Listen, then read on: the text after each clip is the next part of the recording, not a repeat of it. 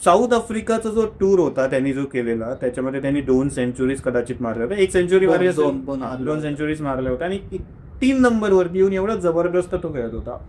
मुंबई इंडियन्ससाठी, आता मुंबई इंडियन्स शेवटी ती IPLची टीम आहे, तो कधी 3 नंबरवर खेळतो, कधी 5 नंबरवर खेळतो, डायनामिक्स खूप वेगळे असतात, ठीक आहे. पण टीम इंडियासाठी जेव्हा कधीही तो 3 नंबरवरती खेळायला खूप बेस्ट परफॉर्म केलं. मान्य आहे की 2026च्या T20 वर्ल्ड कपमध्ये तो खालती यायचा, 2-3 सिक्स मारायचा, 5 बॉलमध्ये 18 रन 20 रन करून जायचा, तर ते ठीक आहे. पण त्याचं जो करिअर आहे तो कधी 5 वरती येतो, कधी 6 वरती येतोय. अक्षर पटेल नंतर, शिवम दुबे नंतर तिलक वर्मासारखा बॅट्समॅन जर येतोय, तर कुठेतरी असं वाटतं की अरे काय काय नक्की होतंय, की एवढा त्याच्यावरती कॉन्फिडन्स कमी आहे का, मुद्दाम म्हणून त्याला खालतीच ढकललं जातंय की बाबा आता तुला हळूहळू टीमच्या बाहेरच करायचंय, किंवा एक प्लेयर म्हणून तिलक वर्माला स्वतःला असं काय वाटत असेल, बाबा काय चाललंय नक्की, मला एक फिक्स पोझिशन दिली जात नाही. तर हे जे काही इकडून उचला तिकडे टाका, तिकडून उचला इकडे करा, हे स्वॅप ते स्वॅप जे चालू आहे, तुला काय वाटतं त्याच्याबद्दल? T20 वर्ल्ड कपमध्ये तिलक वर्मा इंजुरीमधून कमबॅक करत होता, बरोबर. आणि इंजुरीमधून येणारा कमबॅक एवढा काय साधारण नसतो. हे आपण मोठ्या मोठ्या लोकांकडे सुद्धा कळाले. इव्हन रोहित शर्मा, जसप्रीत बुमराह हे आपल्याकडे मोठं उदाहरण आहे की बरोबर. इंजुरीमधून कमबॅक करताना किती त्रास होतो, तरी त्यामध्ये कमबॅक करायचा प्रयत्न केला. आता सगळ्यांना डेटा कळला की ऑफ स्पिनर वापरता, कोणत्या लागेल तो ऑफ स्पिनर लावणार. आता सगळ्यांना T20 वर्ल्ड कप माहिती आहे. T20 वर्ल्ड कप तुमच्याकडे एवढा वेळ नसतो की थोडा टाइम घेऊन नंतर रन बनवाय म्हणून. तुम्हाला एक फर्स्ट बॉलपासून त्याला बॉलरला टेक ऑन करावं लागतं. तर तो कधी त्यावेळेस वर्ल्ड कपला, आणि आपण एक मॅच हरलो तर आपण खूप पॅनिक झालो होतो साऊथ आफ्रिकेविरुद्ध, किंवा एवढं सगळं खेळून सुद्धा आपण एवढा हरलोय. तर हे मे बी त्यावेळेस गौतम गंभीरने किंवा टीम थोडी जरा पॅनिक झाली असेल. त्यामुळे त्या एका गोष्टीमुळे आपण संजू सॅमसनला टीममध्ये घेतलं होतं. अनेक एक एक्सपेरिमेंट केला होता की शेवटचे काही षटकं आहेत, तर त्याला आपण तिलक वर्माला देऊ, आणि त्या एक्सपेरिमेंटचा रिझल्ट फार बेटर भेटला होता.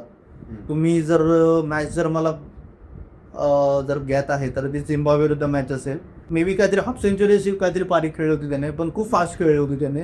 सेमीफायनलमध्ये वॉन्टेडला तुम्ही बघितलं असेल, 3 सिक्स मारले होते त्याने.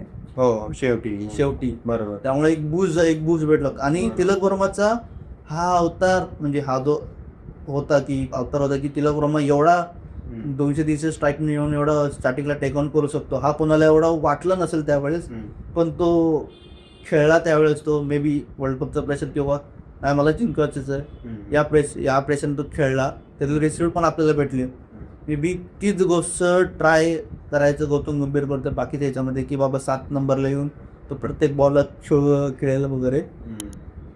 पण नाही, प्रत्येक गोष्ट नाही म्हणजे प्रत्येक ठिकाणी पडेलच असं नाही, कधी कधी उलटा पण पडतं. तेच झालंय, तेच होतंय. पण ते एका पॉइंटला स्टेबिलिटी देऊन नंतर टेक ऑन करायची ॲबिलिटी ही तिलक वर्मामध्ये आहे. हे आपण फायनलला बघितलं आहे एशिया कपच्या पाकिस्तान विरुद्ध. हाय प्रेशर ज्यात आता सर्वात हाय प्रेशर मॅच म्हणून त्यांना ते करून दाखवले. आणि असे तसे नाही, चांगले बॉलर होते. त्या चांगल्या बॉलर विरुद्ध, हाय प्रेशर विरुद्ध त्याने ती मॅच खेळून दाखवली होती.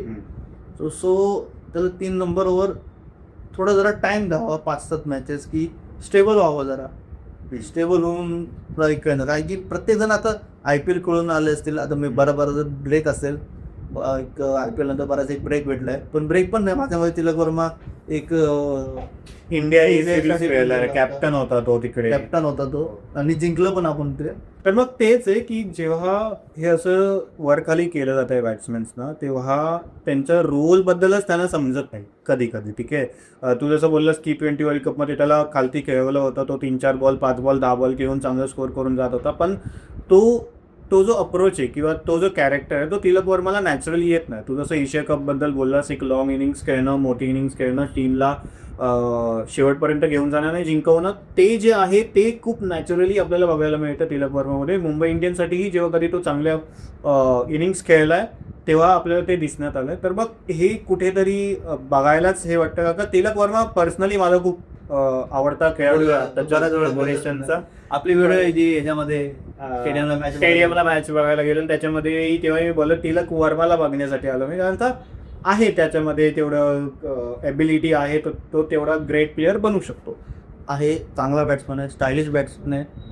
त्याचे जे कट्स मला खास करून ते बघायला खूप आवडतात. तो लेग ब्रॉड करून जो मारतो तो खूप मला आवडतं. एकदम तो आरामात खेळतो असं वाटतो तो.